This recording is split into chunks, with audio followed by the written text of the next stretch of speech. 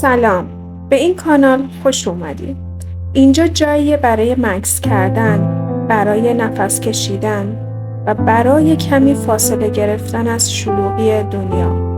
تو این کانال ویدیوهایی میبینی با موسیقی آرام، تصاویر الهام بخش و لحظه هایی که کمکت میکنن عمیق‌تر فکر کنی. گاهی همین مکث های کوتاه شروع یک تفکر عمیقه درباره خودمون، زندگی و مسیری که توش هستیم. اگر این فضا رو دوست داری، سابسکرایب کن تا ویدیوهای بعدی رو از دست ندی. خوشحالم که اینجایی.